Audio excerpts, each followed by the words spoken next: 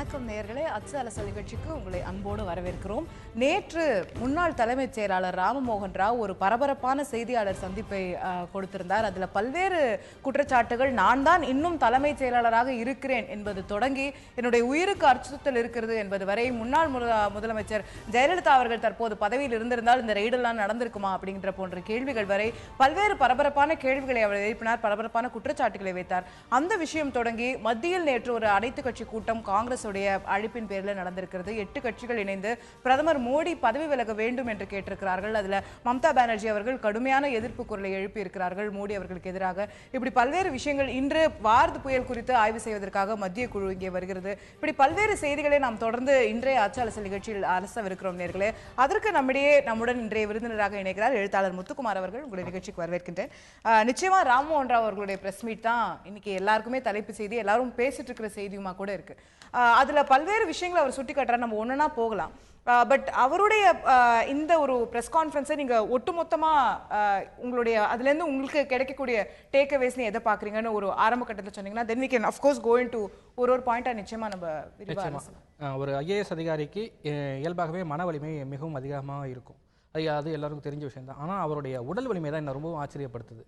ஏன்னா 2 நாளுக்கு முன்னாடி நெஞ்சு வலியால் பாதிக்கப்பட்டு மருத்துவமனையில் சிகிச்சையில் இருந்தவர் இன்னும் இவ்வளவு பெரிய ப்ரெஸ் மீட்டில் இவ்வளவு ஆவேசமாக ஆக்ரோஷமாக அவர் குரல் எழுப்புறாரு அப்படின்னா அவருடைய உடல் வலிமை அல்லது அவர் மருத்துவமனையில் அனுமதிக்கப்பட்டதற்கான பின்னணி ரெண்டுத்தையும் சேர்த்து நான் பார்க்க வேண்டியதாக இருக்குது. அடுத்தது அவர் தொடர்ந்து வைக்கக்கூடிய குற்றச்சாட்டுகள், இதில் ரொம்ப முக்கியமான குற்றச்சாட்டு நான் என்ன பார்க்குறேன்னா, மத்திய அரசின் மீது மாநில அரசின் மீது 2 பேர் மேலேயும் சமமான அளவில் குற்றச்சாட்டை அவர் வைக்கிறாரு. இந்த இடத்துல முதல்ல கவனிக்க வேண்டியது இந்த கான்ஸ்டிடியூஷனல் அசால்ட் அப்படின்னு அவர் சொல்றாரு. அவர் தலைமைச் செயலகத்தின் மீது, மாநில அரசினுடைய தலைமைச் செயலகத்தின் மீது ஒரு மத்திய அரசு துணை ராணுவ படையுடன் சோதனை செய்தது தாக்குதல் அப்படின்னு அவர் சொல்லும்போது கூடவே இன்னொன்னு சொல்றாரு, நான் தான் இன்னைக்கும் தலைமைச் செயலாளர் அப்படின்னு சொல்றாரு. இது தமிழக அரசினுடைய இறையாண்மை மீது நடத்தப்பட்ட தாக்குதல் இல்லையா? ஏன்னா ஒரு முதன்மை செயலாளர் சிவதாஸ் மீனா ஒரு அறிவிப்பு கொடுத்து இவருக்கு பதிலாக இவர் தான் அப்படின்னு வெளிப்படையாக அறிவிப்பு வந்த பிறகு நான் தான் தலைமைச் செயலாளர், அவங்க பொறுப்பேற்று அவங்களோட பணிகளை தொடங்கி முதலமைச்சரை அதை சந்திச்சு ஆளுநரை சந்திச்ச பிறகு நான் தான் தலைமைச் செயலாளர் அப்படின்னு அவர் கிளைம் பண்றாரு. அப்படின்னா அதுவே நம்முடைய அரசியலமைப்பு சட்டத்தின் மீது தொடுக்கக்கூடிய ஒரு இவரே தொடுத்த ஒரு தாக்குதலா தான் நான் பாக்குறேன். அதுல பல்வேறு விஷயங்களை அவர் சொல்லியிருக்கிறாரு. அந்த அவருடைய பேட்டி முழுக்க ஒரு அரசியல்வாதி கிட்ட ஒரு அதிகாரி குணம் கொஞ்சோண்டு இருக்கலாம். ஏன்னா பக்தவச்சலம் தேர்ந்த அரசியல்வாதியாக இருந்தாலும் கூட அவர் ஒரு அதிகாரி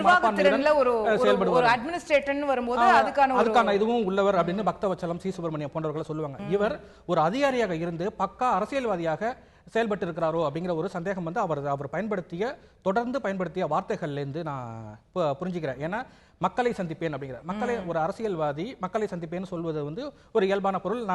நான் குற்றமற்றவன் என்று நிரூபிக்க நான் மக்களை சந்திப்பேன், நீங்கள் என் மீது சுமத்தப்பட்ட குற்றச்சாட்டு போய் நான் மக்களை சந்தித்து நான் நீதி பெறுவேன் அப்படின்னு சொல்றது ரொம்ப இயல்பான விஷயம். ஆனா ஒரு அதிகாரி என் மீது குற்றச்சாட்டு அவர் துறைசார் நடவடிக்கைகளை, சட்ட ரீதியான நடவடிக்கைகளை தான் சந்தித்து நான் புனிதமானவன் அவர் நிரூபிக்கணும். ஆனா நான் மக்களை சந்திப்பேன்னு சொல்வது அப்பட்டமான ஒரு அரசியல் நடவடிக்கையா தான் நான் பாக்குறேன். சோ இதுல அவருடைய பேச அரசியல் நிறைய கலந்திருக்கிறதா உங்களுடைய முதற்கட்ட பார்வைகளை முன்வைக்கிறீங்க. நிச்சயமா அதை பத்தி நம்ம விரிவா பேசலாம். இதுல நீங்க சொன்னது போல இது ஒரு கான்ஸ்டிடியூஷனல் அசால்ட் அப்படின்னு அவர் சொல்லியிருக்காரு. பல சட்ட ரீதியான குற்றச்சாட்டுகளையும் அவர் முன்வைக்கிறாரு. சட்டத்தின்படி அவர் சொல்லக்கூடிய குற்றச்சாட்டுகளில் எந்த அளவுக்கு முகாந்திரம் இருக்குது என்பதை நாம் தெளிவு பெற வேண்டியிருக்கிறது. அதற்காக நம்முடைய ஓய்வு பெற்ற நீதி அரசர் திரு வள்ளிநாயகம் அவர்கள் தொலைபேசி வாயிலாக இணைந்திருக்கிறார். அவரிடம் கேட்டு சில விளக்கங்களை பெறலாம். வணக்கம் திரு வள்ளிநாயகம், எங்களுடைய நிகழ்ச்சியில் இணைந்ததற்கு நன்றி. நேற்று நிச்சயமா முன்னாள் தலைமைச் செயலாளர் ராமமோகன் ராவ் அவருடைய பிரஸ் கான்ஃபரன்ஸை நீங்களும் பார்த்திருப்பீங்க. அவர் வைத்திருந்த குற்றச்சாட்டுகள் எல்லாம் வரிசையா நீங்க கேட்டிருப்பீங்க. அதுல பல சட்ட ரீதியான கேள்விகளை அவர் எழுப்புறாரு. அதுல ஒன்னொன்னா உங்ககிட்ட நான் விளக்கம் கேட்டுக்க விரும்புறேன். முதல்ல அவர் சொல்லக்கூடிய விஷயம், நான் தான் இன்னும் தலைமைச் செயலாளர் அப்படிங்கறத அவர் சொல்றாரு. அதற்கான அவர் காரணம் சொல்லக்கூடியது, எனக்கான டிரான்ஸ்பர் ஆர்டரோ என்ன பணியில இருந்து நீக்கிட்டதான ஆர்டரோ எனக்கு இன்னும் வரல. அதை வச்சு பார்க்கும்போது நான் தான் இன்னும் தலைமைச் செயலாளர்ன்றத சொல்றாரு. அவர் இன்னும் தலைமைச் செயலாளராக தொடரக்கூடிய வாய்ப்பு ஏதாவது இருக்கிறதா? சர்வீஸ் ரூல்ஸ்ல அப்படி ஏதாவது இடம் இருக்கிறதா திரு வள்ளிநாயகம்? அதாவதுங்க, ஒரு பதவியில இருக்கிற ஒருவருக்கு பதிலாக இன்னொரு பதவியில அமர்த்தின பின்பு இன்னும் நான் பதவியில நீடிக்கிறேன்னு சொல்றது ஒரு ஐஏஎஸ் ஆபீசர், சட்டம் தெரிந்தவர், அத்தனை துறைகளையும் கடந்து சீஃப் செக்ரட்டரி இருக்கிறவர் பேசுறாரு சொன்னார்னா அவருக்கு சட்டம் தெரியவில்லை என்றுதான் சொல்லணுமே தவிர அவர் சொல்வதற்கு அந்த கேள்விக்கே இடமில்லை. அதாவது எனக்கு ஆர்டர் வரல, சப்போஸ் உதாரணம் சொல்றேன், ஒரு டிரான்ஸ்ஃபர் ஆர்டர் அவருக்கு போகுது, அவர் ரிசீவ் பண்ணல, அல்லது வந்து அவர் ஃபாரின்ல உட்கார்ந்து இருக்கிறாரு, அல்லது வந்து ஹீ இஸ் இன் டெல்லி, இங்க ரிசீவ் பண்ணல, அதனால நீ பண்ணக்கூடாதுன்னு சொல்ல முடியுமா? நீ வாங்குறதுக்கு வெயிட் பண்ணணுமா? அதாவது சட்டப்படி ஒரு அதிகாரபூர்வமாக ஒரு உத்தரவு பிறப்பிக்கப்பட்டால் அந்த உத்தரவு வந்து செல்லாது என்று சொல்வதற்கு அவருக்கு உரிமை இல்லை. அவர் வந்து நீதிமன்றத்தை நாடி இது உத்தரவு தவறு அப்படின்னு சொல்ல முடியும். அதை விட்டு இந்த உத்தரவு எனக்கு வரல அதனால கண்டினியூன்னு சொல்றது வந்து அது எப்படி சொல்லணும்னு தெரியல. ஒரு முன்னுக்கு முரணான ஒரு ஐஏஎஸ் ஆஃபீஸர் பேசக்கூடிய பேச்சு அல்ல அது. சட்டம் அப்படி சொல்வதில்லை. ரைட். சோ அவர் இன்னும் தலைமைச் செயலராக தொடர்றதுக்கு எந்த முகாந்திரமும் இல்ல அப்படிங்கறத சொல்றீங்க. நிச்சயமா இல்ல. ரைட். நான் அடுத்ததா கேட்க விரும்பக்கூடிய விஷயம், அவர் இந்த வருமான வரித்துறை சோதனையுடைய ப்ராசஸ் குறித்தே சில கேள்விகள் எல்லாம் எழுப்புறாரு. உதாரணத்துக்கு அந்த தேடுதல் வாரண்ட்ல அந்த ஆணையில வந்து என்னுடைய பேரே இல்ல, சர்ச் வாரண்ட்ல என்னுடைய பேரே இல்லாம என் வீட்டுல எப்படி சர்ச் பண்றாங்க, என்னுடைய மகன் பேர் தான் இருக்கு, அப்போ நான் வந்து இதுல சம்பந்தப்படவே இல்லை அப்படிங்கிறது, அப்போ என் மேல என்ன எப்படி சர்ச் பண்ண முடியும், என்ன எப்படி வீட்டு காவல்ல அவங்க வைக்க முடியும், இப்படி பல்வேறு கேள்விகளை அவர் எழுப்புறாரு. இது குறித்து இன்கம் டாக்ஸ் ஆக்ட் என்ன சொல்லுது, அந்த வருமான வரித்துறைக்கான சட்டங்கள் என்ன சொல்லுது, இதற்கான உரிமை வருமான வரித்துறை அதிகாரிகளுக்கு இருக்கிறதா? அதாவது சர்ச் 132 133A போகும்போது சர்ச் அண்ட் ரைடு வரும்போது என்னென்ன விதிமுறைகளை ஃபாலோ பண்ணணும் அப்படின்ட்டு rules and regulation have been made. And supreme கோர்ட்டும் அதர் கோர்ட்ஸும் என்னென்ன பண்ணணும் அப்படின்னு வழிமுறைகளை வகுத்திருக்கிறாங்க. இவர் நுழையும் போது அதாவது இவரை பரிசோதனை பண்ணதுக்காக வாரண்ட் பிறப்பிக்கப்படலை. ராம்மோகன் கயிறு கத்தி வச்சிருக்காரா, கன் வச்சிருக்காரா, கஞ்சா வச்சிருக்காரா பார்க்கப்பட்டதில்லை. அந்த பிரிமிசஸை சர்ச் பண்றதுக்காக வராங்க. இந்த பிரிமிசஸை சர்ச் பண்ணும்போது அதுல ராம்மோகன் பேர் இல்லை, என் பேர் ராம்னு போட்டிருக்கு அப்படின்னு சொல்றது தவறு ஒன்று. இரண்டாவது, அப்படியே ஒரு ஏற்பட்டாலும் அவர் வந்து அந்த ஆபீசர்கிட்ட சொல்லி இருந்தால் என்ன நடக்கணும் அவருக்கு தெரியும். ஏன்னா அப்படி சொன்னா என்ன ஆகும்னா பப்ளிக் சர்வெண்ட் ஒரு டியூட்டியை தடுத்த குற்றத்துக்காக உடனே அந்த கைது செய்யப்படலாம் அவர். அதனால அவர் அன்றைக்கு ஒண்ணு செல்லல. இன்னும் சொல்ல போனா தி search is for the president, not for Mr. Rao. That is very clear. Whether it is in name or அந்த வீட்டுல இப்போ அவருடைய மகன் திரு விவேக் அவர்கள் மீது தான் அந்த சர்ச் வாரண்ட் இருக்கு அப்படினாலுமே கூட அவர் அந்த விவேக் அவர்கள் தொடர்பான ஆவணங்கள் ராமமோகன் ராவ் அவர்களோட வீட்டுல இருப்பதற்கான முகாந்திரம் இருக்கிறது, விவேக் அவர்களுக்கும் அந்த இடத்திற்கும் தொடர்பு இருக்கிறது அப்படினாலே அங்க போய் சர்ச் பண்ணலாம் அப்படிங்கறதா நிச்சயம் பண்ணலாம். ரைட். பட் இப்போ இதுல இன்னொரு கேள்வியை திரு ராமமோகன் ராவ் அவர் எழுப்புறாரு. இப்போ என் வீட்டுல சர்ச் பண்றீங்க, அது கூட சரி, என் மகன் மீது வாரண்ட் இருக்கும்போது தலைமைச் செயலகத்துல எப்படி சர்ச் பண்றீங்க, என் மகனுக்கும் அதற்கும் என்ன தொடர்பு, அப்போ அது வந்து ஒரு கான்ஸ்டிடியூஷனல் அசால்ட் இல்லையா, தமிழக அரசின் மீதான அசால்ட் இல்லையான்னு கேட்கிறாரு. ஏங்க நான் வீட்டுக்கு வரேன், வீடு பூட்டி இருக்கு, நீங்களே சாவி கையில் எடுத்து திறந்து உள்ள போய் உட்காருங்க, காஃபி சாப்பிடுங்கன்னு கொடுக்குறீங்க, அது வந்து யூ பெர்மிட்டட் மீ, அப்புறம் நான் கொடுக்கல அவர் சாவி எடுத்தாருன்னு சொன்னா என்ன அர்த்தம்? ரிப்போர்ட் பிரகாரம் வந்து ஹீ ஒன்லி செட், அதாவது சில என்னுடைய பேப்பர் முக்கியமான மொபைல் போன் வந்து என்னுடைய டிரால இருக்கு அப்படின்னு சொல்றாரு. உடனே முறைப்படி இங்க இருந்து ராணுவ அதாவது சிஎப்பி அவங்க கூட்டு போய் அவங்கள பார்க்கிங் லாட்ல உட்கார வச்சுட்டு அவங்க பப்ளிக் செக்ரட்டரி போய் வாரண்ட காமிக்கிறாங்க. C V want to check the office அப்படின்ட்டு. பப்ளிக் செக்ரட்டரி முன்னால வந்து அந்த 2 டிராவை மட்டும் திறந்து அவங்களோட போனை மட்டும் எடுத்துட்டு சிதறி கிடந்த சில papers connect with this case அது மாதிரி எடுத்து வர்றாங்க. இது வந்து தமிழக அரசுடைய சட்டத்திட்டங்களையோ அல்லது அவங்களுடைய திட்டத்தையோ அல்லது சீஃப் மினிஸ்டர் ஆர்டரையோ அல்லது அந்த துறை சம்பந்தப்பட்ட இதையோ பார்க்க போகாத எடுக்கவும் இல்லை. இவரே கொடுத்ததுக்கு அப்புறம் வந்து ஏன் இப்ப சொல்றாருன்னு நான் புரிய மாட்டேங்கிறேன். இல்ல, ஆனா இவர் அந்த குற்றச்சாட்டை வைக்கிறாரு, அங்க பல முக்கிய ஆவணங்கள் இருந்தது, அங்க இருக்கிற ஆவணங்கள் எல்லாம் எடுத்துட்டு போயிட்டாங்க அப்படின்லாம் இவர் சொல்றாரு. நேற்று தெரியாதுல்ல, அதான் அங்க என்ன ஆவணம் எடுத்தா இவருக்கு தெரியுமா? அங்க உள்ள சீஃப் செக்ரட்டரி தான் மெமோ கொடுத்து மகசை கொடுத்துருப்பாங்க, சீஃப் செக்ரட்டரி மேகசின் அங்கதான் கொடுத்துருப்பாங்க, இவர்கிட்ட கொடுக்கல இல்ல. முறைப்படி அங்க போகும்போது எப்படி சீஸ் பண்ணணும், என்னென்ன பண்ணணும், 2 விட்னஸ் முன்னால போடணும், சீஸ் பண்ண ஆட்சிகளுக்கு வந்து மகச போடணும், அவங்கள்ட்ட கையெழுத்து வாங்கணும் அப்படின்னு முறை இருக்குது, ரூல் இருக்குது. அந்த முறைகள் எல்லாம் பின்பற்றப்பட்டிருக்கு, என்னெல்லாம் முறைகள் பின்பற்றப்படணுமோ அதெல்லாம் பின்பற்றப்பட்டிருக்குன்னு சொல்றீங்க. நிச்சயமா முறை எங்க ரூல் பின்பற்றாம யாரும் நீங்க நடக்கிறது கூட ரூல் இருக்குங்க. அந்த ரூலை பின்பற்றாமல் யார் நடந்தாலும் தவறு. நான் பின்பற்றப்படவில்லை என்று சொன்னால் நீங்க நீதிமன்றத்தில் போய் பின்பற்றப்படவில்லை என்று சொல்லலாம். ரைட். ஸோ இது அதுல ஏதானும் ஒரு குற்றச்சாட்டுகள் இருக்குமே ஆனால் இல்ல விதிமீறல்கள் இருக்குமே ஆனால் அதை நீதிமன்றத்தின் மூலமா அணுகணும் அப்படிங்கிறது உங்களுடைய பார்வையாக இருக்கு. இப்ப நான் ஒரே ஒன்னோடு சொல்ல ஆசைப்படுறேன். Yes sir. Suppose let us take it, God forbid, Rammohan Rao murder commit பண்ணிட்டார். அவரை போய் பார்க்க போவோம், வீட்டை போய் பிடிக்க போறாங்க. இது என் வீடு இல்ல, என் பையன் வீடு, என்ன பிடிக்காத, உள்ள வராது சொல்ல முடியாது. ரெண்டாவது வந்து அந்த மர்டர் வெப்பன் எங்க இருக்குன்னு கேக்குறாங்க. ஏன்னா மர்டர் வெப்பன் வந்து கேட்கும், என்னுடைய ஆபீஸ் இருக்குது, செக்ரட்டரி இருக்குது அப்படின்னு சொன்னா செக்ரட்டரி போய் சர்ச் பண்ணாம சாதாரண போலீஸ் சிஆர்பிஎஸ் சொல்ல வரல, இன்கம் டேக்ஸ் விட்டுங்க. அப்ப சட்டத்தை கடைபிடி செய்யணுமா வேண்டாமா? நீ போகாதாங்க. அவங்க போகும்போது என்ன கேர்லிங் இருக்குது, இதான் சுட்டின்னு சொல்றாரு. இது மாதிரி பல நானாவதி வந்து நானாவதி கொலை வழக்குல மை கன் இஸ் ஷிப் போய் எடுக்கிறாங்க இல்லையா? ரைட். சோ அப்போ வந்து அவருடைய பதவியின் காரணமாக சட்ட ரீதியாக அவருக்கு எந்த ஒரு இம்யூனிட்டியும் இந்த மாதிரி விஷயங்கள்ல கிடையாது, அவருக்கு எந்த ஒரு பாதுகாப்பும் வழங்குவதற்கான வாய்ப்பு. அதாவது குற்றம் செய்கின்ற போது இம்யூனிட்டி யாருக்குமே கிடையாது. பிரசிடென்ட் இருந்தாலும் சரி, பிரைம் மினிஸ்டர் இருந்தாலும் சரி, சீஃப் ஜஸ்டிஸ் ஆஃப் இந்தியா இருந்தாலும் சரி, ஜட்ஜா இருந்தாலும் சரி, குற்றம் ஐபிசி பிரகாரமோ ஐஐடி பிரகாரமோ குற்றம்னு வரும்பொழுது, குற்றம் சாட்டப்பட்டவர் இருக்கும் பொழுது அன்லெஸ் ஆல்வேஸ் கான்ஸ்டிடியூஷனல் இம்யூனிட்டி கொடுத்திருக்கணும். சில பேருக்கு இம்யூனிட்டி கொடுக்கப்பட்டிருக்கிறது.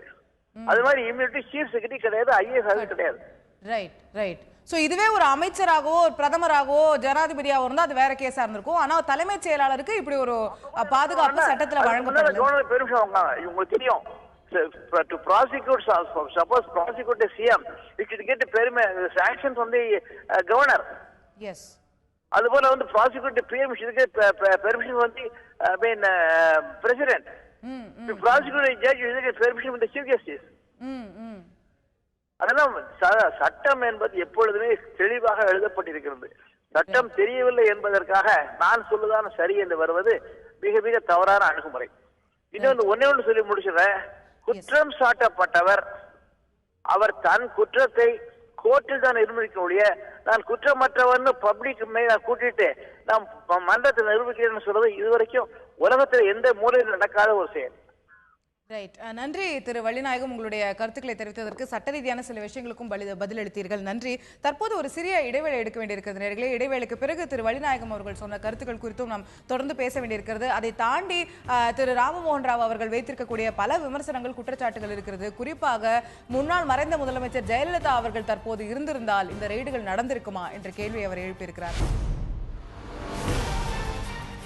முன்னாள் தலைமைச் செயலாளர் ராமமோகன் ராவ் நேற்று அளித்த பரபரப்பு பேட்டியை பற்றி தான் இன்னும் தொடர்ந்து பேசிக் கொண்டிருக்கோம். நம்ம இடைவெளிக்கு முன்ன பார்த்தது போல ஓய்வு பெற்ற நீதியரசர் வள்ளிநாயகம் பல கருத்துக்களை தெரிவித்தார். இன்னைக்கு நாளிதழ்கள்லையும் வருமான வரித்துறை அதிகாரிகள் வந்து தெளிவுபடுத்தியிருக்காங்க. அதாவது உங்களோட பேர் இருக்கணும்னு அவசியம் கிடையாது, உங்களுடைய மகன் பேர் இருந்தாலே அவர் தொடர்புடைய ரத்த உறவினர், அவர்களுடைய எல்லா வீட்லையும் போய் சர்ச் பண்ணலாம், அவங்க ஆஃபீஸ்ல போய் சர்ச் பண்ணலாம், இந்த மாதிரி பல விஷயங்கள் இருக்குன்னு திரு வள்ளிநாயகம் அவர்களும் விரிவாக குறிப்பிட்டது போல இதெல்லாம் சட்ட விதிகளுக்கு உட்பட்டு நடத்தப்பட்டவை அப்படிங்கிறது தான் அவங்க சொல்லக்கூடிய விளக்கமாக இருக்கிறது.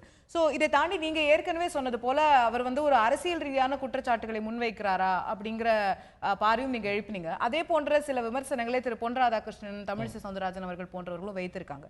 சோ இந்த ஒரு சட்ட ரீதியான விஷயங்கள்ல அவர் எழுப்பியிருக்கக்கூடிய கேள்விகள், இதை தாண்டி அவர் வந்து சட்ட ரீதியான நடவடிக்கையா இதை கொண்டு போக போறாரா, இல்ல இது வந்து ஒரு பேச்சு, ஒரு அரசியல் ரீதியான பேச்சு அப்படிங்கிற அளவுல நிக்க போகுதா, இது அடுத்த கட்டமா எப்படி ப்ரொசீட் ஆகும்? இல்ல, சட்ட ரீதியா அவருக்கு எந்த விதமான பாதுகாப்பும் இல்லை. ஏன்னா அவரை வந்து குற்றம் செய்திருக்கணுமோ அப்படிங்கிற ஒரு சந்தேகம் இருக்கிறதுனால தான் அவர் வந்து இதை வந்து அரசியல் பிரச்சனையா இதை கொண்டு வராரோ அப்படிங்கிற ஒரு சந்தேகம் எனக்கு வருது. ஏன்னா இந்த பிரஸ் மீட்டினுடைய தொடக்கத்திலேயே மேற்குவங்க முதல்வர் மமதா பானர்ஜிக்கும் ராகுல் காந்திக்கும் நன்றி சொல்றாரு.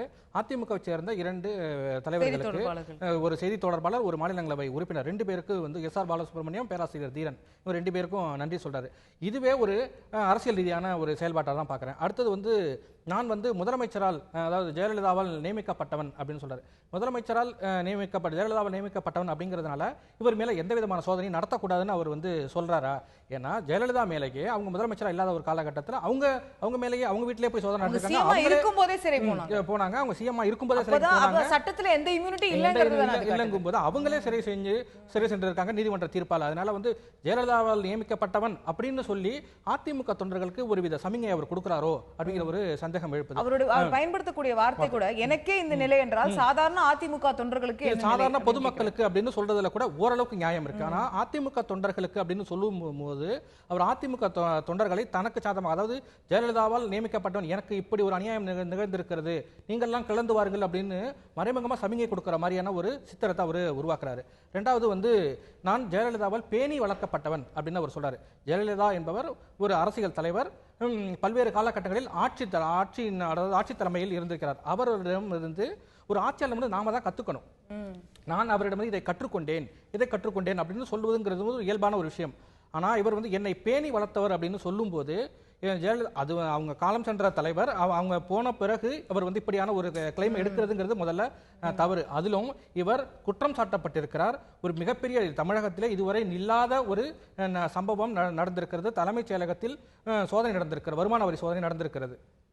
அப்படி இருக்கிறப்போ இந்த மாதிரியான ஒரு விஷயம் நடந்திருக்கிறப்போ ஜெயலலிதாவால் பேணி வளர்க்கப்பட்டவன் அப்படின்னு சொல்றது அவங்க மேல இவர் வந்து ஒரு ஒரு அவதூறை வந்து பாய்ச்சறாரோ அப்படிங்கிற ஒரு சந்தேகம், தேவையில்லாம ஒரு அவதூறை பரப்புறாரோ அப்படிங்கிற ஒரு சந்தேகம் எழுதி இது முற்றிலும் கண்டிக்கத்தக்கது. ஏன்னா வந்து ஒரு அரசியல் தலைவர் வெவ்வேறு ஒரு அதிகாரியா இருப்பவர் வெவ்வேறு ஆட்சியாளர்கள்ட்ட வேலை பார்க்க வேண்டியிருக்கும். அப்போ இவர் வந்து ஜெயலலிதாவால் பேணி வளர்க்கப்பட்டவர் என்றால் கருணாநிதி ஆட்சிகள் 94லேருந்து இருக்கேன் அப்படிங்கிறாரு. 96ல திமுக ஆட்சி வந்துடுச்சு. அப்போ 96லேருந்து 2001 வரைக்கும் இவர் வந்து யாருக்கு விசுவாசமாக இருந்திருப்பார் அப்படிங்கிற ஒரு சந்தேகம் எழுப்புது. இதெல்லாம் இவரா கிளைம் பண்றது. அதன் மூலமா நம்ம வந்து தேவையில்லாம ஜெயலலிதாவின் மீது சந்தேகப்படுவதற்கான வாய்ப்புகளை வந்து இவர் வழியை வந்து உருவாக்குறார். அதுவும் அவர் காலம் சென்ற பிறகு இது முற்றிலும் கண்டிக்கத்தக்கது. இன்னொரு பக்கம் இதுல பார்த்தா நீங்களே முதல் பகுதியில குறிப்பிட்டது போல அதிமுக தொண்டர்களுக்கு அப்பீல் பண்றாரு அப்படிங்கிறது போல அது ஒரு அரசியல் ரீதியான விமர்சனமா அப்படிங்கிற கேள்வியை நம்ம எழுப்பினாலும் இன்னொரு பக்கம் பார்த்தா தமிழக அரசுக்கே சவால் விடுறாரு.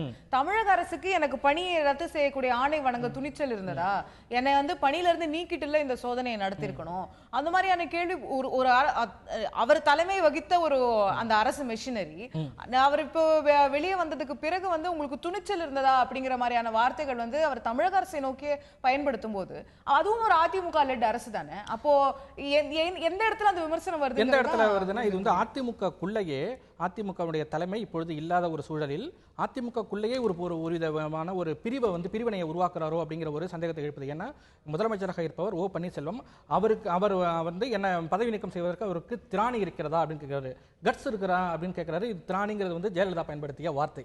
அதை வந்து இவர் வந்து பிரஸ் மீட்ல அவர் பயன்படுத்துறாரு. இது வந்து ஓ பன்னீர்செல்வத்தின் மீது தொடுக்கப்பட்டிருக்கக்கூடிய ஒரு சவால். உண்மையிலேயே இதுக்கு வந்து உடனடியாக முதலமைச்சர் தரப்பிலிருந்து விளக்கம் வரணும் அப்படிங்கறதான் எல்லாருடைய எதிர்பார்ப்பும் கூட. எல்லா எதிர்க்கட்சிகளும் கூட அதுதான் கேட்டிருக்காங்க. சொல்லுங்க. ஏன்னா வந்து அவர் வந்து இவ்வளவு துணிச்சலா இவ்வளவு திராணியோடு அவர் பேசுறாரு அப்படின்னா நிச்சயமா மாநில அரசின் தரப்பிலிருந்து உரிய நடவடிக்கை, உரிய விளக்கம் அல்ல, உரிய நடவடிக்கை வேணுங்கிறது தான் முக்கியமான எதிர்பார்ப்பு. ஏன்னா வந்து இந்த கவர்மெண்ட் அஃபீஷியல்ஸுக்கு வந்து 1968ல தெளிவான கைட்லைன்ஸ், ரூல்ஸ் அண்ட் ரெகுலேஷன்ஸ் வகுத்திருக்காங்க.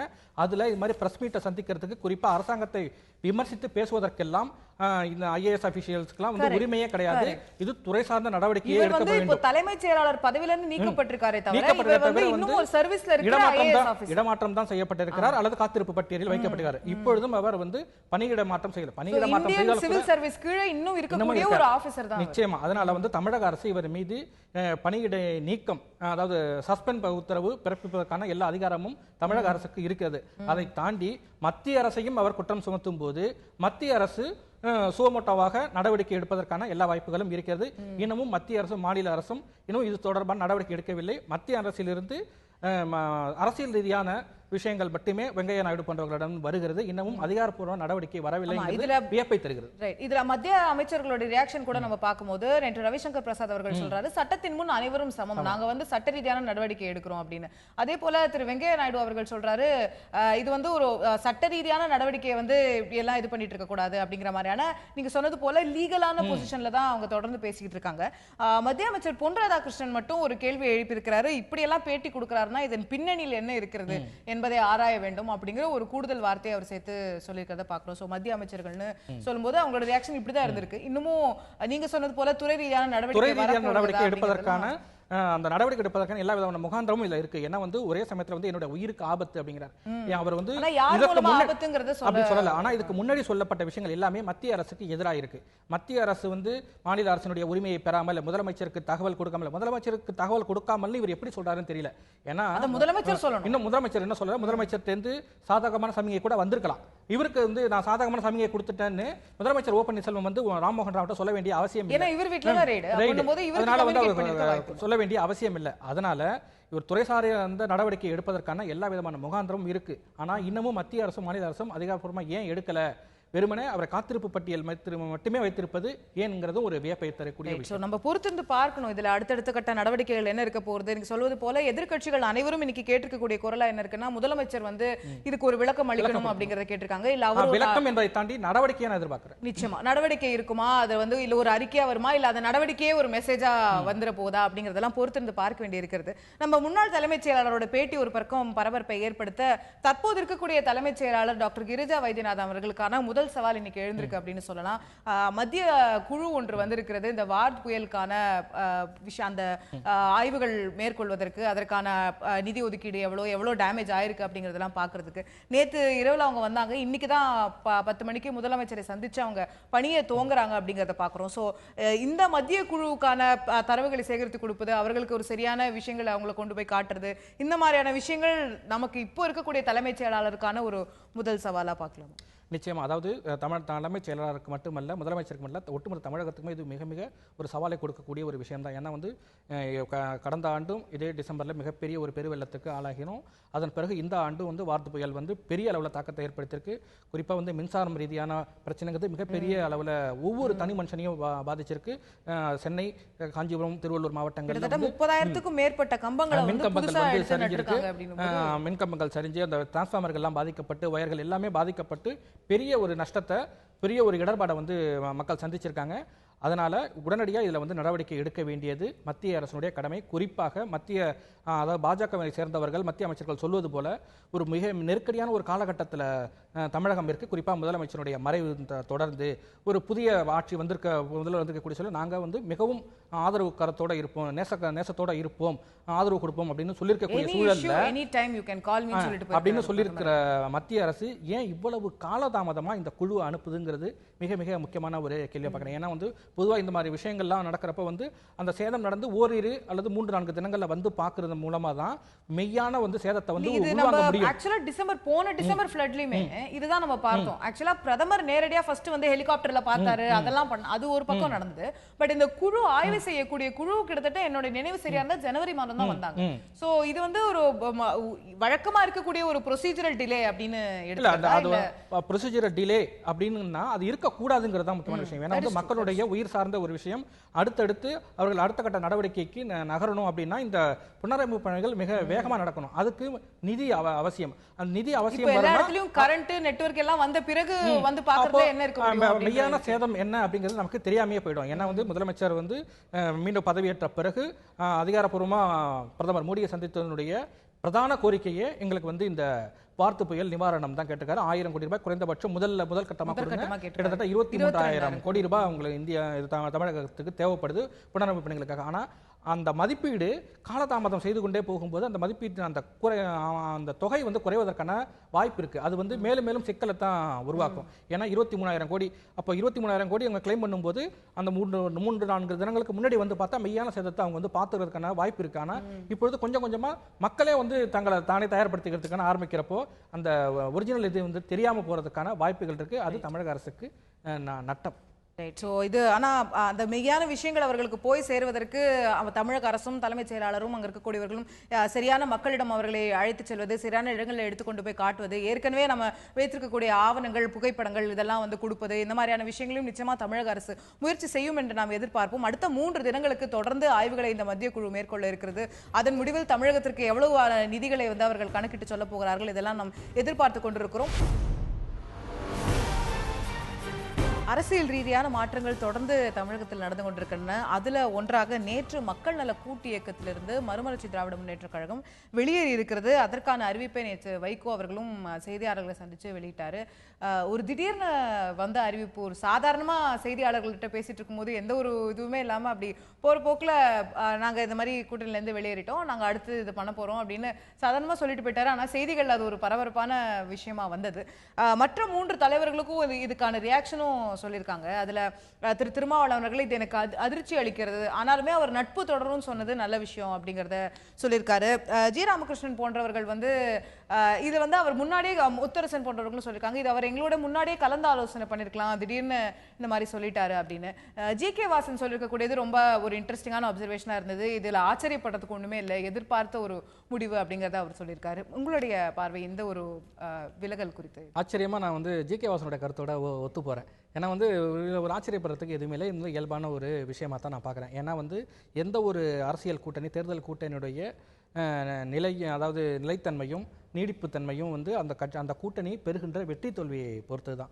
மக்கள் நல கூட்டணியை பொறுத்த வரைக்கும் தமிழ்நாட்டினுடைய தேர்தல் அரசியல் வரலாற்றில் மிக மிக முக்கியமான முயற்சி. ஏன்னா கடந்த காலங்களில் திமுக அதிமுகவுக்கு எதிராக ஒரு மாற்று அணி கட்டமைக்கணும் அப்படிங்கிற பல்வேறு முயற்சிகள் தேர்தலுக்கு முன்பு வரை இருந்து, பிறகு திமுக எதிர்ப்பு அல்லது அதிமுக எதிர்ப்பு அப்படின்னு சுருங்கிய வரலாறு தான் கடந்த காலங்களில் இருந்திருக்கு.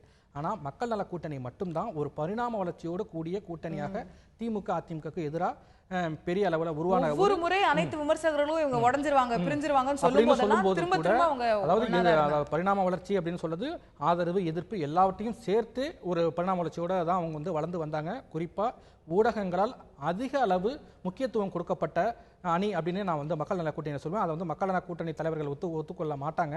ஆனால் நான் தொடர்ந்து இந்த மக்கள் நல கூட்டணியுடைய ஒவ்வொரு நடவடிக்கையும் பார்த்துட்டு வர்றதுனால ஊடகங்களால் அதிகம் ஆராதிக்கப்பட்ட அணி அப்படின்னு மக்கள் நல கூட்டணியை சொல்லுவேன். குறிப்பாக திமுக அதிமுகவுக்கு மாற்ற இந்த அணியை பெரிய அளவில் ஊடகங்கள் வெளிப்படுத்தினாங்க. ஆனால் அந்த கூட்டணி தொடர்ந்து பல்வேறு விதமான சர்ச்சைகளை அவர் உள்ளே இருப்பவர்களே உருவாக்கினார்கள், பலமுறை உருவாக்கினார்கள். வெளியே வந்த பிறகு, தோல்வி அடைந்த பிறகு பல்வேறு சர்ச்சைகள் இயல்பாகவே உருவாகின. இப்போ முத்தரசன் அவர்கள் சொல்லக்கூடிய குற்றச்சாட்டுங்கிறது ரொம்ப முக்கியமானது. அவர் எங்க கிட்ட ஆலோசனை செய்துவிட்டு அவர் அந்த முடிவை அறிவிச்சிருந்தாருன்னா ரொம்ப நல்லா இருந்திருக்கும் அப்படின்னு சொல்றாரு. ஏன்னா இதுதான் மக்கள் நல கூட்டு இயக்கத்தினுடைய ஆரம்ப பிரச்சனையே.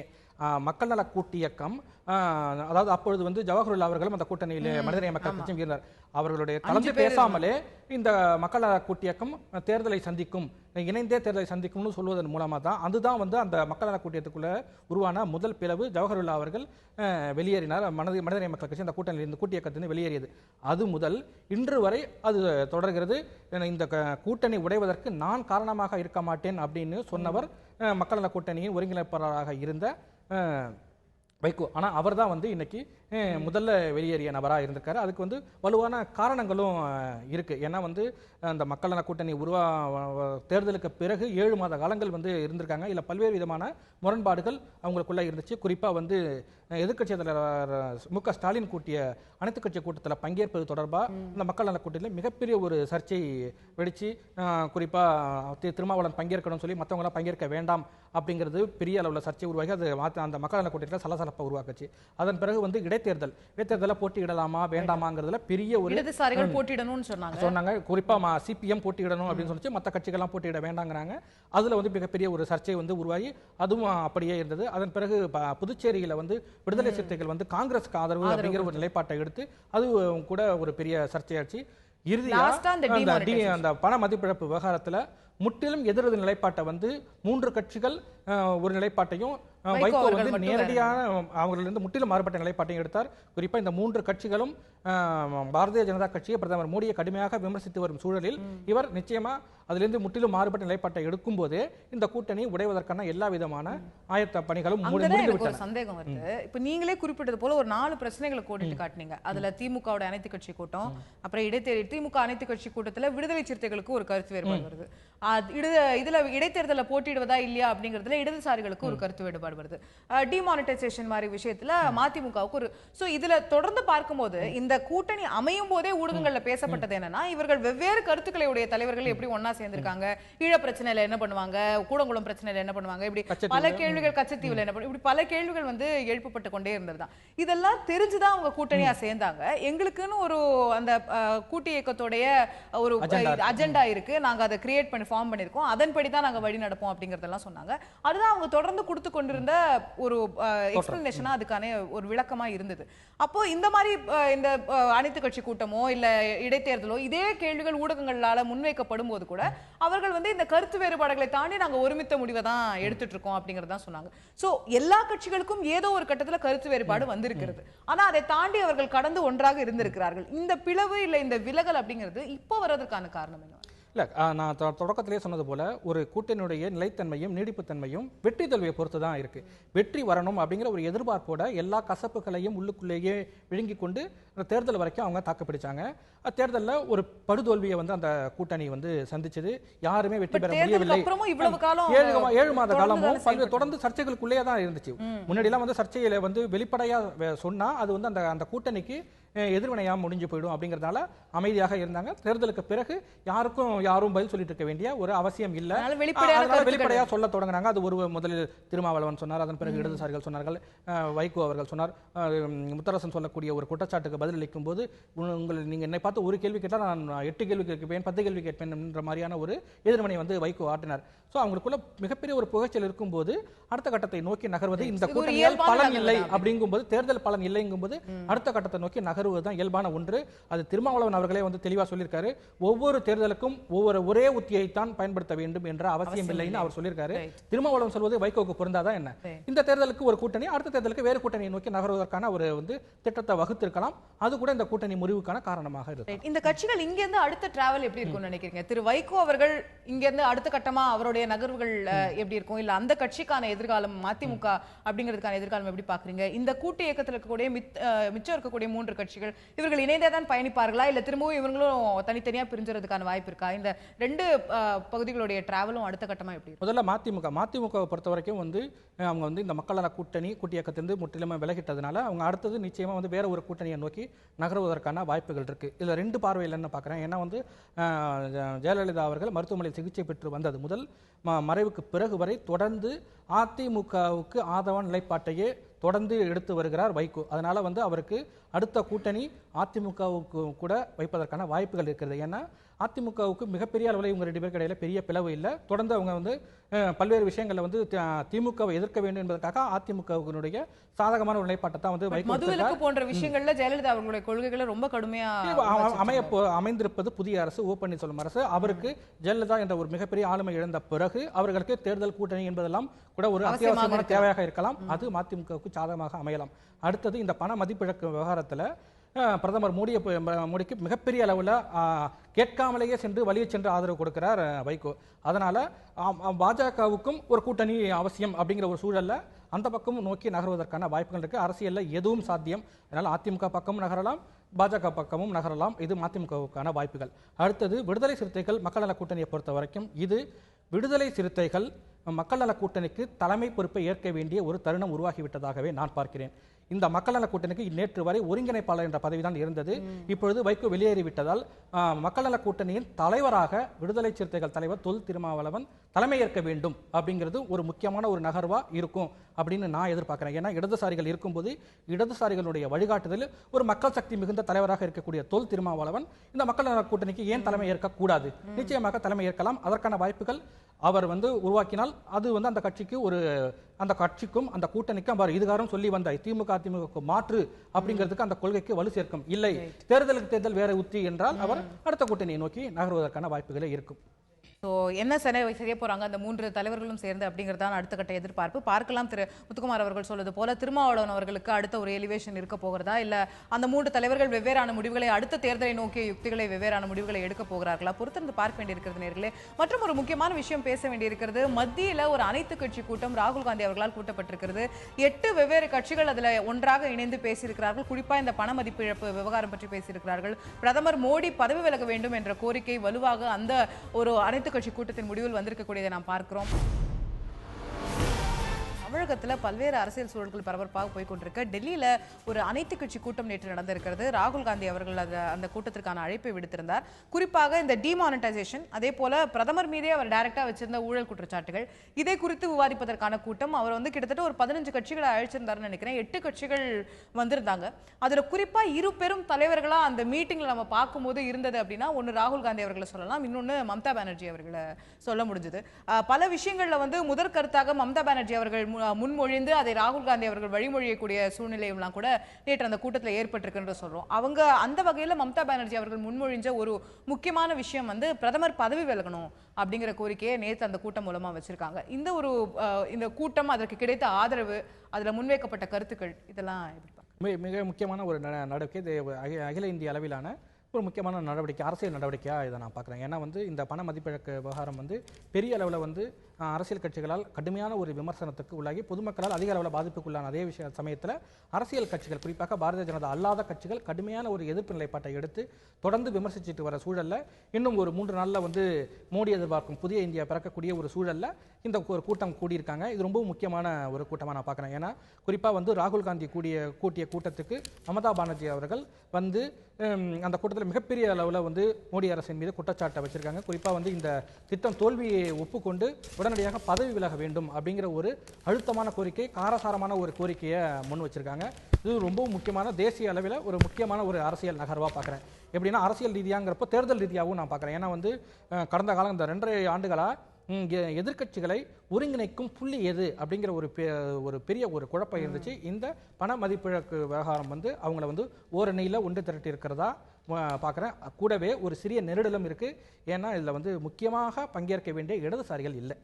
இந்த அணியில ஒரு பாஜக அவர்கள் வந்துட்டதனாலே அவர்கள் தவிர்த்துட்டாங்களோ அப்படிங்கிற முக்கியமான காரணம். ஆனா இது வந்து ஒரு பொது விவகாரம், ஒரு ஒட்டுமொத்த இந்தியாவுக்குமான ஒரு பாதிப்பை ஏற்படுத்தக்கூடிய விவகாரம் அப்படின்னு சொல்றப்போ மம்தா பானர்ஜி அப்படின்னு அதை பார்க்காம ஒட்டுமொத்த விவகாரம், இந்தியர்களுக்கான விவகாரம் அப்படின்னு பார்ப்பதுதான் வந்து இடதுசாரிகளுடைய அணுகுமுறையா நியாயமா இருந்திருக்கணும். ஆனா அவங்க வந்து மம்தா பானர்ஜிக்காக புறக்கணித்தார்களா அல்லது வேறு ஏதாவது காரணம் இருக்கிறதாங்கிறத இடதுசாரிகள் தெளிவுபடுத்தணும். இடதுசாரிகள் மட்டுமில்ல, முலாயம் சிங் யாதவ், மாயாவதி இவங்களும் அவங்க அந்த கூட்டத்தில் பங்கேற்கல அப்படிங்கிறது ஒரு மிக மிக முக்கியமான ஒரு நெருடல். இதுல நீங்களே குறிப்பிட்டு சொன்ன போல மம்தா பானர்ஜி அவர்களுடைய இமேஜ் இல்ல, அவர்களுக்கு தேசிய அளவில் தொடர்ந்து கிடைத்து வரக்கூடிய முக்கியத்துவம், அதையும் இதுல பார்க்க வேண்டியிருக்கு. நான் முன்பே குறிப்பிட்டது போல பிரதமர் பதவி விலகணும் அப்படிங்கிற கோரிக்கையை இவங்க முன்மொழியறாங்க. அதற்கு பிறகு ராகுல் காந்தி அவர்கள் வந்து அவர்கள் சொன்னதை நானும் ஒத்துக்கிறேன் அப்படிங்கிற மாதிரியான விஷயத்தை சொல்றாரு. கூட்டத்தை கூட்டி அதை இனிஷியேட் பண்ணது ராகுல் காந்தி அவர்கள் தான். அவர் தான் ஒரு தேசிய கட்சியுடைய தலைவர் அங்க. ஆனா பல விஷயங்களை முன்னெடுக்கிறதுல மம்தா பானர்ஜி அவர்கள் அங்க அந்த கூட்டத்துல முன்னிருந்திருக்காங்க. இந்தியாவிலும் கூட ஒரு மிக மிக ஒரு முக்கியமான ஒரு பங்களிப்பை மம்தா பானர்ஜி ஆற்ற தொடங்கியிருக்காங்களோ அப்படிங்கிற ஒரு பார்வை எனக்கு தெரியுது. ஏன்னா வந்து எந்த ஒரு பிரச்சனையாக இருந்தாலும் இந்திய அளவில் நடக்கக்கூடிய பல்வேறு விதமான பிரச்சனைகளுக்கு தமிழகத்திலிருந்து தான் முதல் குரல் வரும். அது வந்து ஜெயலலிதா இருந்தபோதும் சரி, கருணாநிதி முதலமைச்சராக இருந்தபொழுது அல்லது எதிர்க்கட்சி தலைவராக இருக்கும்பொழுது முதல் குரல் அப்படிங்கிறது வந்து தமிழகத்திலிருந்து தான் வரும். குறிப்பாக வைகோ போன்றவர்களாம் பெரிய அளவில் வந்து காஷ்மீர் பிரச்சனை எல்லா விஷயங்களும் வந்து முதல் குரலாக எடுப்பாங்க. ஆனால் இன்னைக்கு தமிழகத்தில் ஒரு பிரச்சனை அப்படிங்கிறது போது கூட தமிழகத்தினுடைய முதலமைச்சர் ஓ பன்னீர்செல்வம் எந்த விதமான கருத்தையும் சொல்லாத பொழுது தமிழகத்தில் நடந்த ஒரு நிகழ்வுக்காக மம்தா பானர்ஜி அவர்கள் குரல் எழுப்புறாங்க. இது வந்து தேசிய அரசியல் ஒரு மிக மிக முக்கியமான ஒரு நிகழ்வாக பார்க்குறேன். ஏன்னா வந்து இந்த மாதிரியான குரல்லாம் வந்து தேசிய அளவில் வந்து ஜெயலலிதா அவர்கள் வந்து பெரிய அளவில் வந்து கடந்த சில ஆண்டுகளாக வந்து ஒரு பெரிய ரோலை ப்ளே பண்ணிட்டு இருந்தாங்க. அவர்களுடைய மறைவை வந்து அந்த வெற்றிடத்தை வந்து நாங்கள் நிரப்புவோம் இங்கே தமிழ்நாட்டில் பிஜேபி சொல்லிட்டு இருக்காங்க. அந்த தேசிய அளவில் ஜெயலலிதாவினுடைய இடத்தை இப்பொழுது மம்தா பானர்ஜி அவர்கள் நிரப்பியிருக்கிறாங்களோ அப்படிங்கிற ஒரு பார்வை வந்து எனக்கு கிடைக்குது. இந்த விஷயத்தை பொறுத்த வரைக்கும் ராகுல் காந்தி வந்து இளம் தலைவராக இருக்கிறதுனால, இடதுசாரிகள் தலைவர்கள் யாரும் கூட இல்லாததுனால இருக்கக்கூடிய ஒரு அனுபவம் வாய்ந்த தலைவர், சக்தி வாய்ந்த தலைவர்ங்கிற முறையில் இதை மம்தா பானர்ஜி இந்த கருத்துக்கள் எல்லாம் மிகவும் அழுத்தமாக முன்வைக்கிறார் அப்படின்னு தான் இதை பார்க்கிறேன். ஒரு வகையில் நீங்க சொன்னது போல தேசிய கட்சியினுடைய தலைவர் ராகுல் காந்தி, ஆனாலும் கூட அவர் முன்மொழிந்து இவர் வழிமொழிகிறார் என்கிறது ஒரு வகையில் காங்கிரசினுடைய பெருந்தன்மையும் சேர்த்தே காட்டுவதாக அதையும் கூட நம்ம நிச்சயமா அந்த இடத்துல பாராட்டி ஆகணும். பட் அதை தாண்டி மம்தா பானர்ஜி அவர்களுடைய அடுத்த கட்ட நகர்வுன்னு பார்க்கும்போது நீங்க ஜெயலலிதா அவர்களோட ஒப்பிட்டீங்க. ஜெயலலிதா அவர்கள் பிரதமராக வேண்டும் அப்படிங்கிறது வந்து அதிமுக தரப்புல பேசப்பட்ட ஒரு பிரச்சனையா ஒரு இஷ்யூவா இருந்தது. அதே போன்ற ஒரு ஆம்பிஷன் வந்து மம்தா பானர்ஜி அவர்களுக்கும் இருக்கும் அப்படின்னு எதிர்பார்க்கலாமா? இல்ல அதை நோக்கிய நகர்வா அவங்க தேசிய அளவுல நம்ம வரணும் அப்படிங்கறத, தேசிய அரசியல் நோக்கிய நகர்வா இந்த மாதிரி விஷயங்களை அவர்களுடைய தேசிய அரசியல் நோக்கி நகரணும் அப்படிங்கிறது வந்து அவங்க தேசிய கட்சியினுடைய தலைவர், தேசிய கட்சியினுடைய எங்கிருந்து தான் உருவாகி வந்தவங்க. அதனால வந்து அவங்களுக்கு நிச்சயமா அந்த மாதிரியான ஒரு கனவு இருக்கும். அப்படி இருப்பதற்கான எந்த விதமான தவறும் இல்லை. ஏன்னா வந்து ஒரு கட்சியில் அடுத்தடுத்த கட்டத்தை நோக்கி எலிவேஷன் சொல்லுவாங்க. அப்படி இருக்குமே, ஆனால் அதற்கான ஆதரவு எவ்வளவு இருக்கும் அப்படிங்கறதையும் பார்க்கணும்ல. இன்னைக்கு ஒரு நிதிஷ்குமார் இருந்தோ இன்னைக்கு இந்த கூட்டத்துல திமுக பங்கேற்று இருக்கு. பட் அவங்க ஆனா சிஎம் பிஎம்னு கேண்டிடேட்னா அவங்க முன்வைக்கப்பட்ட திமுக ஆதரவு அளிக்கும், நிதிஷ்குமார் ஆதரவு அளிக்கும். அதுக்கான ப்ரீமெச்சூர் சிச்சுவேஷன் தான் இது நான் பார்க்குறேன். ஆனால் அடுத்தடுத்த கட்டங்களுக்கான நகர்வா அது கூட அமையலாம். ஏன்னா வந்து ஒரு வேளை ராகுல் காந்தி இதுக்கு ஃபிட்டா இருக்க மாட்டார் அப்படின்னு மற்ற கட்சிகள் நினைக்கும் பட்சத்தில் நிதிஷ்குமார், மமதா பானர்ஜி போன்றவர்கள் பிரதமர் அளவுக்கு முன்னிறுத்தப்படுவதற்கான வாய்ப்புகள் இல்லாமல் இல்லை. அதற்கான முஸ்தீபுகள் இப்பொழுதிலிருந்தே தெரிய வர தொடங்கி. ஸோ அதற்கான அறிகுறிகளா அப்படிங்கிறதையும் சேர்த்து பார்க்க வேண்டியிருக்கிறது. நிச்சயமா இந்த கூட்டத்திலிருந்து வெவ்வேறு கருத்துக்களை நம்ம வந்து வெளிவருவதை பார்க்க முடிகிறது. அதை தாண்டி அவர்கள் வைத்திருக்கக்கூடிய கோரிக்கை, பிரதமர்கள் மீது வைத்திருக்கக்கூடிய குற்றச்சாட்டு, அதற்கு பாஜக தரப்பிலிருந்து என்ன ரியாக்ஷன் வரப்போகிறது, இதெல்லாமும் நாம் பொறுத்திருந்து பார்க்க வேண்டியிருக்கிறது. தற்போது இந்த நிகழ்ச்சி நிறைவு செய்தாக வேண்டும் நேயர்களே. நிகழ்ச்சியில் கலந்து கொண்டு கருத்துக்களை தெரிவித்த திரு முத்துக்குமார் அவர்களுக்கு நன்றி. பார்த்த உங்களுக்கும் நன்றி. தொடர்ந்து இணைந்திருங்கள் தந்தி தொலைக்காட்சி.